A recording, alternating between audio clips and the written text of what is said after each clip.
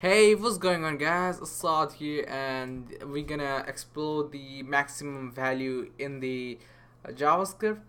You can check that by using the max value property, but there is a you need to know that if you are dealing with numbers like you are making a calculator, you need to you need to specify that when you are doing with that, because if you do different than that, it would be it not work. That's why.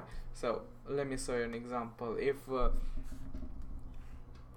create a no no first I'm gonna log it on a console and show you the highest number which JavaScript have.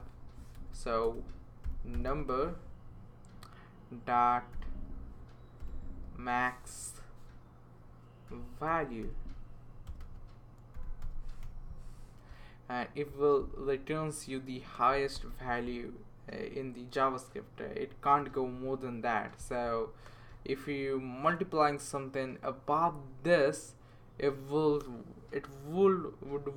not work. So now what I'm gonna do is create a function, but just to be sure, copy that. You know, it have what the heck, what I just did.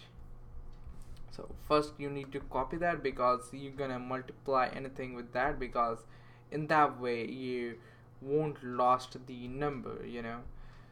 So now just create a function, name it as multiply.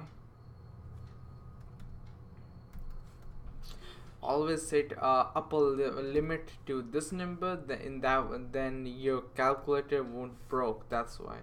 So if x in a y, and check that is that above the number dot value,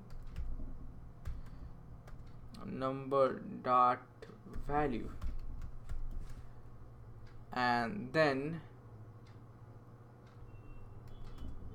inside that return, if that happens, returns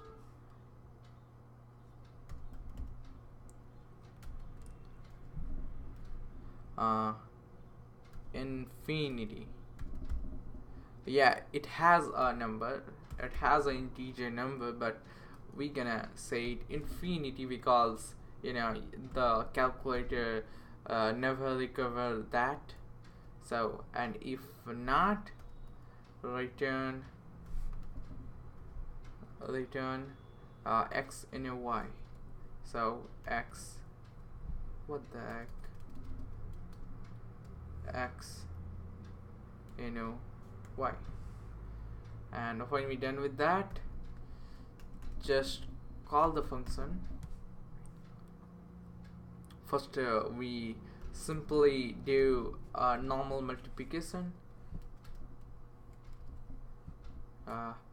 2 comma 3, it will returns you 6, as you may have know.